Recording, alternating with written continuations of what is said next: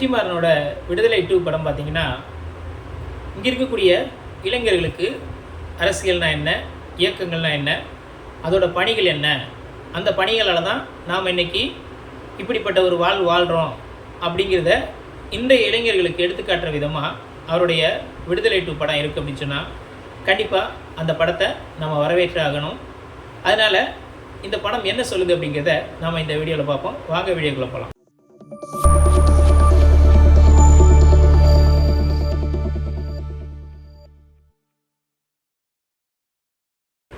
வணக்கம். விடுதலை 2 படத்தில் கீழத்தஞ்சையை மையமாக வச்சு எடுக்கப்பட்டதாக ஒரு கற்பனையாக சொல்லியிருக்காங்க. ஆனால் அதில் சொல்லப்பட்ட நிகழ்வுகள் எல்லாமே உண்மை அப்படிங்கிறது நம்ம எல்லாருக்கும் நல்லா தெரியும். அதுவும் பார்த்திங்கன்னா, கீழத்தஞ்சை அப்படின்னு சொல்லி தஞ்சை மாவட்டத்தை எடுத்துக்கிட்டாலே அங்கே அந்த வெண்மணி நிகழ்வுகள் எல்லாம் நமக்கு நல்லா தெரியும். அங்கே என்ன மாதிரியான சூழல்லாம் இருந்துச்சு அப்படின்னு நம்ம பார்த்தோம்னு வச்சுக்கோங்களேன். அங்கே பண்ணை அடிமைகள் அதிகமாக இருந்தாங்க. தீண்டாமை, சாதி வரி அங்கே அதிகமாக இருந்துச்சு. அங்கே ஆதிக்கமும் ஒடுக்குதல் இருக்குல்ல, இதுவும் அங்கே மிகப்பெரிய அளவில் அந்த மக்களுக்கு அச்சுறுத்தலாக இருந்துச்சு அப்படிங்கிறதெல்லாம் நாம் அந்த வெண்மணி போன்ற அந்த நிகழ்வுகள் மூலம் நாம் தெரிஞ்சுக்கிட்டோம். அப்படி இருக்கக்கூடிய சூழ்நிலையில் அதில் பண்ணையார் அப்படிங்கிற ஒரு கேரக்டர் என்ன சொல்லுதுன்னு பார்த்தீங்கன்னா, இந்த ஊர் நல்லா தான் இருந்துச்சு. எப்போ கருப்பு சட்டைக்காரனுங்களும் சிவப்பு சட்டைக்காரனுங்களும் வந்தானுங்களோ அன்றைக்கே சுதந்திரம், உரிமை அப்படின்னு பேசக்கூடிய ஒரு சூழல்லாம் நம்ம இங்கே வந்திருக்கு அப்படின்னு சொல்லி, அப்போது அங்கே எவ்வளோ தூரத்துக்கு அந்த மக்கள் எதுவுமே தெரியாமல் இருந்திருக்காங்க. இந்த திராவிட இயக்கங்களும் கம்யூனிஸ்ட் கட்சிகளும் அங்கே வந்ததுக்கப்புறம் அந்த மக்கள் எவ்வளோ பெரிய அறிவு பெற்றிருக்காங்க அப்படிங்கிற ஒரு விஷயத்தை அங்கே சிறப்பாக எடுத்துக்காட்டக்கூடிய ஒரு சூழலை அந்த ஒற்றை வசனம் நமக்கு இங்கே எடுத்துக்காட்டுது. அது மட்டுமா அப்படின்னு பார்த்தீங்கன்னா, அங்கே அதில் பேசும்போது என்ன சொல்கிறாப்பன்னா, ஒடுக்கப்பட்ட மக்களுக்காக யாரெல்லாம் பாடுபட்டாங்களோ அவங்க தான் நமக்கான முன்னத்தி ஏறு அப்படிங்கிற ஒரு வசனம் அது மிகப்பெரிய அளவில் பிரபலமான ஒரு வசனமாக இருக்குது.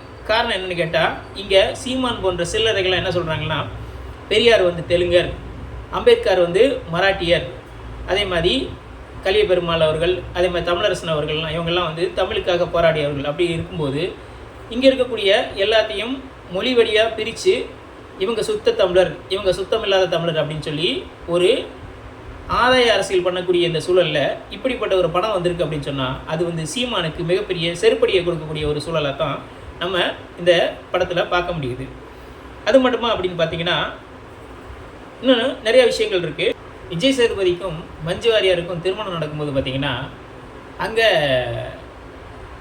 கம்யூனிஸ்ட் தோழர்களும் திராவிட இயக்க தோழர்களும் அந்த திருமணத்தில் அவங்களுக்கு பரிசு கொடுக்கக்கூடியதை பார்த்தோம். அதில் என்ன கொடுக்குறாங்கன்னு பார்த்தீங்கன்னா, பெரியாரோட ஃபோட்டோவை கொடுக்குறாங்க, நிறைய புத்தகங்கள் கொடுக்குறாங்க. இதை பார்த்துட்டு அந்த தேட்டர் பார்த்திங்கன்னா மிகப்பெரிய அளவில் கொண்டாடக்கூடிய ஒரு சூழல் நம்ம பார்த்தோம். பெரியார் பெரியார் அப்படின்னு சொல்லிட்டு பெரியாரை மிகப்பெரிய அளவில் இளைஞர்கள் தூக்கி பிடிக்கிறாங்க அப்படின்னு சொன்னால், இப்படிப்பட்ட இந்த இளைய தலைமுறைக்கு இதன் வாயிலாக பெரியாரை இன்னும் படிக்கக்கூடிய ஒரு வாய்ப்பு வரும் அப்படிங்கிறது தான் நமக்கான ஒரு சிந்தனை. அந்த சிந்தனையை வெற்றிமாறன் இதன் வழியாக இந்த இளைஞர்கள் மத்தியில் கொண்டு போய் சேர்த்துருக்காரு. அப்படின்னா வெற்றிமாறனுக்கு நாம் திரும்பவும் ஒரு நன்றியை சொல்லிக்கணும் அப்படின்னு தான் நம்ம ஆசைப்படுறோம். இது எல்லாத்துக்கும் மேலே பார்த்திங்கன்னா, அதில் ஒரு வசனம் வச்சுருப்பாப்புல, கருப்பனுக்கு சாவே இல்லைடா அப்படின்னு சொல்லி ஒரு வசனம் வச்சுருப்பாப்புல. அப்படின்னா எல்லா காலத்துலேயும் பெரியார் அழிக்க முடியாத ஒரு தலைவராக இருந்துக்கிட்டே இருப்பார் அப்படிங்கிறதுக்கான சிறந்த ஒரு அடையாளமான வசனம் தான் இந்த கருப்பனுக்கு சாவே இல்லைடா அப்படிங்கிற இந்த வசனம். என்ன செய்யணும்னா, எல்லாரையும் ஒருங்கிணைக்கணும். ஒருங்கிணைச்சதுக்கப்புறமா எல்லாத்தையும் சாதி மத பாகுபாட்டிலேருந்து அந்த மனநிலையிலேருந்து அவங்கள வெளியே கொண்டு வந்ததுக்கப்புறமா ஒருங்கிணைந்து நம்ம இங்கே போராடணும் அப்படிங்கிற ஒரு விஷயத்தையுமே அங்கே மிகப்பெரிய அளவில் எடுத்து வச்சுருக்காங்க. அப்போ இப்படிப்பட்ட ஒரு முற்போக்கான சிந்தனை உள்ள படங்கள் தான் என்ன செய்யணும், இந்த சமூகத்துக்கு தேவை அப்படிங்கிறத நாம் பல சூழல்களில் எதிர்பார்த்துட்டு இருக்கக்கூடிய சூழலில் இப்போ இப்படிப்பட்ட இந்த காலகட்டத்தில் இந்த பிற்போக்குவாதம் தலைவிரித்து ஆடக்கூடிய இந்த சூழலில் இப்படி ஒரு படம் வந்திருக்கு அப்படின்னு சொன்னால் கண்டிப்பாக நாம் அதை வரவேற்கிறது நம்முடைய கடமை. இதில் பார்த்தீங்கன்னா, மஞ்சு வாரியார் என்ன சொல்லுவாங்கன்னா, அந்த வீட்டில் விஜய் சேதுபதி குளிச்சுக்கிட்டு இருப்பார். குளிச்சுட்டு இருக்கும்போது, நீ தானே குளிக்கிற, ட்ரெஸ்ஸெல்லாம் ரிமூவ் பண்ணிட்டு குளிக்க வேண்டியதானே அப்படின்னு சொல்லும்போது அந்த பக்கம் வந்து விஜய் சேதுபதி என்ன சொல்லுவாப்புலன்னா, ஆமாம் போலீஸ்காரங்க வந்து என்னைய வந்து அமனக்கட்டையாக உன் புருஷனை எழுதிட்டு போகணுன்னு ஆசைப்படுறியா அப்படின்னு கேட்கக்கூடிய ஒரு வசனம் அதில் மிகப்பெரிய அளவில் வரவேற்பு பெற்றுச்சு அப்படின்னு தான் சொல்லணும். காரணம் என்னன்னு கேட்டால், இங்கே சமூகத்துக்காக போராடக்கூடிய இந்த போராளிகளை அவங்கள எவ்வளோ தூரம் அச்சுறுத்தி இந்த காவல்துறை, இந்த அரசு அவங்கள இழுத்துட்டு போகுது அப்படிங்கிறதுக்கு அந்த ஒரு வசனம் சிறந்த எடுத்துக்காட்டு அப்படின்னு தான் நம்ம இந்த படத்தின் வழியாக புரிஞ்சுக்கிற முடியுது. இந்த படத்தில் மஞ்சு வாரியர் வந்து ஒரு ஆண்களைப் போல் பாப் கட்டிங் வெட்டியிருப்பாங்க. அப்புறம் அவங்களுக்கு திருமணம் முடியும் விஜய் சேதுபதியோட. அப்படியே வாழ்ந்துக்கிட்டு இருக்கும்போது அவங்க என்ன கேட்பாங்கன்னா, ஏன் என் முடியை பற்றி எதுவுமே கேட்கல அப்படின்னு கேட்பாங்க. அதுக்கு விஜய் சேதுபதி என்ன சொல்லுவார்னா, உங்கள் முடி உங்களோட விருப்பம், உங்களுக்கு எப்படி இருக்குன்னு ஆசையோ அதுபடி இருக்கிறீங்க, இல்லை எனக்கு என்ன பிரச்சனை அப்படின்னு சொல்லி அவங்களுடைய சுதந்திரத்தை உறுதி செய்யக்கூடிய அளவிலான ஒரு வசனம் வந்து அங்கே அமைஞ்சிருக்கும். அவங்க, நான் இதுக்கு முன்னாடி நல்லா முடி வச்சுருந்தேன், ஆனால் என்னுடைய முன்னாள் கணவர் என்ன பண்ணாப்புலன்னா, என்னை அடிக்கும் போதெல்லாம் என்னை முடியை பிடிச்சி சுற்றி வச்சுக்கிட்டு அடிக்கக்கூடிய ஒரு சூழல் இருந்துச்சு. அப்போ நான் வந்து பலவீனமாக உணர்ந்தேன். அப்படிப்பட்ட சூழ்நிலையில் எனக்கு இந்த முடி தேவையான யோசித்தேன். அதனால தான் நான் என்ன பண்ணிட்டேன், பாப் கட்டிங் வெட்டிக்கிட்டேன் அப்படின்னு சொல்லி சொன்னதையும், அதே மாதிரி உன்னோட வாழும்போது நான் சுதந்திரமாக உணர்றேன், அதனால் திரும்பவும் நான் முடி வளர்த்துக்கிறேன் அப்படிங்கிற ஒரு சூழலையும் நம்ம அந்த காட்சி வழியாக காண முடிஞ்சிச்சு. அப்புறமா இப்படி ஒரு அடிமைப்பட்டு கிடந்த அந்த பெண் வந்து என்ன பண்ணுறாங்கன்னா, ஒரு புத்தகம் எழுதக்கூடிய ஒரு பெண்ணாக இங்கே மாறுறாங்க அப்படின்னா அதுதான் மிகப்பெரிய புரட்சி அப்படிங்கிறத நாம் அந்த படத்தின் வாயிலாக புரிஞ்சுக்கிற முடியுது. அப்படியே அந்த படத்தில் பார்த்தீங்கன்னா, அந்த பெருமாள் வாத்தியார் அங்கே போய்கிட்டு இருக்கக்கூடிய அந்த பையனை பார்த்து கேட்பாப்புல, ஏன்ப்பா எங்கேப்பா போகிறீங்க, இந்த பள்ளிக்கூடத்தில் வந்து படிக்கலாம்லா அப்படின்னு ஒரு கேள்வி கேட்பார். கேட்கும்போது அந்த பையன் என்ன சொல்லலாம்னா, நாங்கள் படிக்க ரெடி தான், ஆனால் பள்ளிக்கூடத்துக்கு வந்தால் நீங்கள் எல்லாரை போல் எங்களையும் சரிசமாக உட்கார வைப்பீங்களா அப்படிங்கிற ஒரு கேள்வியை கேட்பார். கேட்கும்போது அந்த பக்கம் விஜய் சேதுபதிக்கிட்டேருந்து எந்த விதமான ஆன்சர் இல்லாமல் ஒரு அமைதியை தான் பார்க்க முடிஞ்சிருக்கு. அப்படின்னா அப்போ தமிழ்நாட்டில் இப்படிப்பட்ட ஒரு மோசமான ஒரு சூழல் இருந்திருக்கு அப்படிங்கிறத வந்து நாம் புரிஞ்சுக்கிற முடியுது. காரணம் என்னென்னு கேட்டால், இந்த முதுகுளத்தூர் போன்ற பகுதிகளெல்லாம் பார்த்திங்கன்னா அன்றைக்கு மிகப்பெரிய கலவரங்கள்லாம் வந்துச்சு, சாதிய கலவரங்கள்லாம் வந்துச்சு. அப்போலாம் அந்த புத்தகங்களில் படிக்கும்போது பார்த்திங்கன்னா, அந்த ஆண்ட பரம்பரை அப்படின்னு சொல்லக்கூடியவங்களாம் என்ன சொல்லியிருக்காங்கன்னா, இங்கே யாரெல்லாம் இருக்கிறீங்களோ தலித்துகள், நீங்கள் என்ன செய்யக்கூடாது, நல்ல துணி போடக்கூடாது, நல்ல செருப்பு போடக்கூடாது, கொடை பிடிக்கக்கூடாது, அதே மாதிரி தலித் பசங்களோ பிள்ளைங்களோ பள்ளிக்கூடத்தில் படிக்கக்கூடாது அப்படிங்கிற மாதிரியான ஒரு கட்டுப்பாடுகள்லாம் அங்கே விதிச்சிருக்காங்க அப்படின்னு சொன்னால், இப்போ இந்த தமிழ்நாடு இதுக்கு முன்னாடி எப்படி இருந்திருக்கு அப்படிங்கிறத இன்றைக்குள்ள மாணவர்களுக்கும் இளைஞர்களுக்கும் மிகப்பெரிய அளவில் சுட்டி காட்டக்கூடிய ஒரு விதமாக தான் இந்த பாடம் அமையிறது அப்படிங்கிறது மிகப்பெரிய சந்தோஷம் அப்படின்னு தான் நம்ம சொல்லணும்.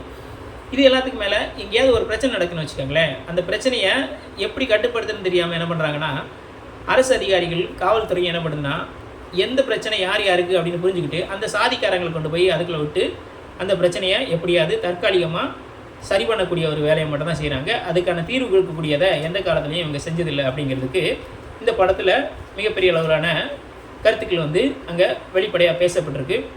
அதுவும் குறிப்பாக பார்த்திங்கன்னா, இந்த படத்தில் சீஃப் செக்ரட்டரி, ஒரு ஐஏஎஸ் ஆஃபீஸர், ஒரு ஐபிஎஸ் ஆஃபீஸர், இந்த 3 பேரும் சேர்ந்துக்கிட்டு ஒட்டுமொத்தமாக என்ன பண்ணுறாங்கன்னா, அந்த 10க்கு 10 ரூமில் இருந்து எல்லா வித முடிவுகளையும் எடுக்கக்கூடிய ஒரு சூழலை நம்ம அங்கே பார்க்குறோம். அப்படிங்கும்போது இங்கே அரசியல் கட்சிகளோ, அரசியல் கட்சியாக தேர்ந்தெடுக்கப்பட்ட முதல்வரோ, அரசியல் கட்சிகளால் உருவாக்கப்பட்ட அமைச்சர்களோ எந்த முடிவும் எடுக்க முடியாது.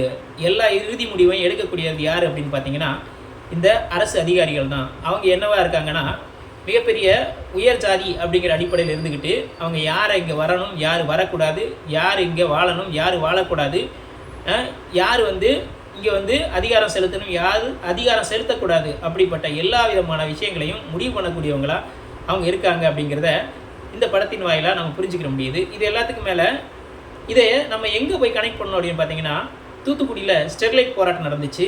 அந்த போராட்டத்தில் மிகப்பெரிய அளவில் துப்பாக்கி சூடு நடந்து ஒரு 13 உயிர்கள் வந்து பலியாச்சு. அப்படிப்பட்ட அந்த நிகழ்வை வந்து எடப்பாடி பழனிசாமி அவர்கள் என்ன சொல்லுவார்னா, நான் டிவியில் பார்த்து தான் தெரிஞ்சுக்கிட்டேன் அப்படின்னு சொன்ன அந்த ஸ்டேட்மெண்ட்டு இன்றைக்கி வந்து பார்த்திங்கன்னா இதோட கனெக்ட் ஆகுது. காரணம் என்னென்னு கேட்டால், அன்றைக்கு எடப்பாடி பழனிசாமியால் வந்து அது நடக்கலை. அன்றைக்கு அந்த பொறுப்பில் இருந்த கிரிஜா வைத்தியநாதன் அப்படின்னு சொல்லக்கூடிய அங்கே தலைமைச் செயலாளராக இருந்த அவங்களால தான் நடந்திருக்குமோ அப்படிங்கிற ஒரு சந்தேகத்தையும் ஏற்படுத்தக்கூடிய அளவில் தான் இந்த காட்சிகள் அமைஞ்சிருக்கு. அதனால தான் எடப்பாடி பழனிசாமி நான் டிவியில் பார்த்து தெரிஞ்சுக்கிட்டேன் அப்படின்னு சொன்னார். அப்போது அன்றைக்கு 13 உயிர்களை காவு வாங்கினதில் அரசு அதிகாரிகளுக்கு மிகப்பெரிய பங்கு இருக்குது.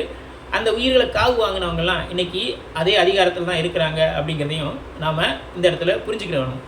அதனால் இங்கே அரசு அதிகாரிகள் அப்படிங்கிறவங்க வந்து யார் அதிகாரத்தில் இருக்கணும் இருக்கக்கூடாதுங்கிறத அவங்க தான் முடிவு பண்ணுறாங்க.